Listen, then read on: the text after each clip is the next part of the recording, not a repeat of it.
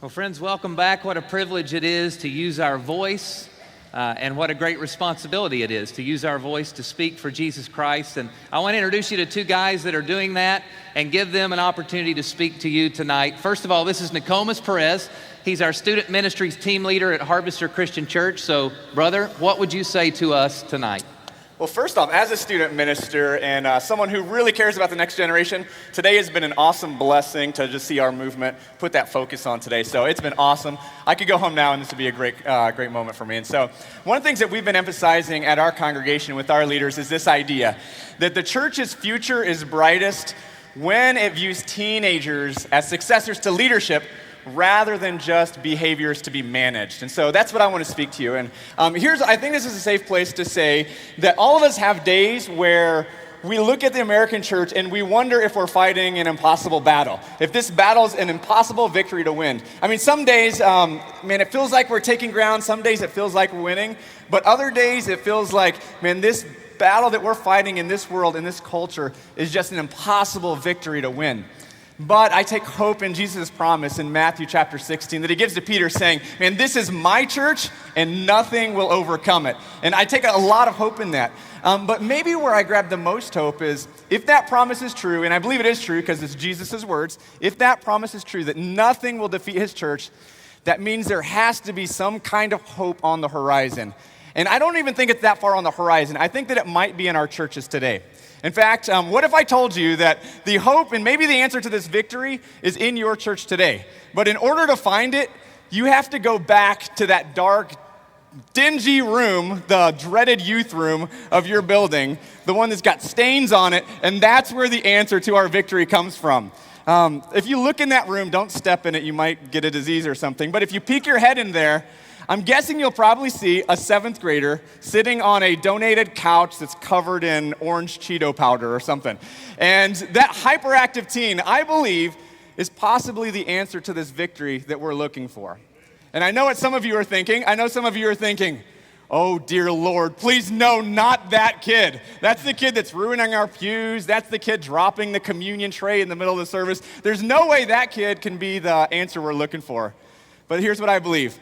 I believe that when we begin as a church to view that teenager as a successor to leadership rather than a behavior to be managed, that's when our future is brightest as a church. But managing the behavior, amen. Managing that teenager's behavior has become really easy for us to do as a church. A lot of us, we look at youth pastors like that's their job to fix this generation. We look at this generation in the world, and we look at them and say, this generation looks too much like the world. We need to fix them. If we give them enough Bible studies, if we give them enough camps, we give them their own room, we do all these things for them, maybe we can fix the teens in our church. And by doing so, if we do that enough, maybe it can start to feel like we're winning this battle with the world. But what if we took the focus off of fixing teenagers and moved it on to freeing teenagers? Here's what I believe. I believe that those teenagers are possibly our answer because those teenagers were born in this world, in this culture that we're having a very difficult battle with. These teenagers, they are fighting a battle that we know no clue about. They were born in this culture that we don't understand. They have technologies, they have techniques, they have relational abilities that we will never have, and they have a desire to do impossible and sometimes bizarre and crazy, dumb things for God. But they believe they can win, and they believe that they can fight these impossible battles. So what if instead of stripping them of their uniqueness, we freed them to lead out of their uniqueness? Here's what I believe. I believe the future generation is going to be the generation that wins the impossible battles that we thought were impossible, and they make them possible. And I think if the church can look at the future, and the church can look at this generation as successors of leadership, instead of behaviors to be managed, that's when our church's future is at its brightest. Amen. Thank you, brother. Next, I want to introduce you to Randall Tonini. He's a church planner in San Diego, California at Grace City Church. So, Randall, what would you say to us today, brother? Yeah, I think for us as the church, it's easy to get caught up in this whole idea of we got to believe in ourselves and we've got to have a level of self-reliance. I think it's a very popular idea that's crept into the church. It's even crept into my heart and mind many a time, thinking that, well, I got to go out there and I got to do this on my own strength. I got to build up the church. I got to evangelize. I got to do these things. But the thing that I keep coming back to is that it's not in my strength, but it's in God's strength. I can't do it. And as a church planner, a lot of my ideas of, this is going to be on my strength have been stripped away. And I think this morning it was talked about prayer. And how much have we been praying personally and believing that God is going to do something that we can't do in our own strength.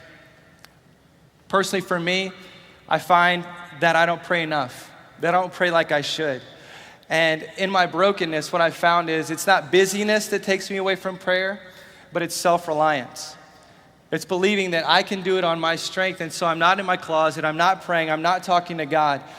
And there's a church planter that planted in our area. In our area in San Diego, 97% of people don't go to church anywhere. And so within a 5-mile radius of our mall, 200,000 people don't go to church anywhere. So for us, it's a pretty dire task.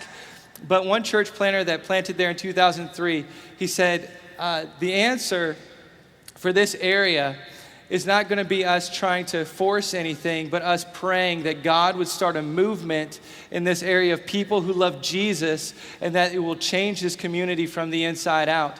And so he said to me, I've been praying for you to come. I've been praying that God would bring you. And you think about what Matthew chapter 9 says when Jesus says, the harvest is plentiful, but the workers are few. What's his answer? He doesn't say, go try harder, get a better strategy, get more people together. He says, pray to the Lord of the harvest for laborers for the harvest field. That's the answer. For us, it starts with prayer. And that's what we've seen in San Diego, is that God is starting a movement of people who are being transformed by the gospel, and he's bringing laborers in to see that city transformed from the inside out. Awesome. Hey, let's thank the Lord for these guys. Yeah. Turn your attention to the video.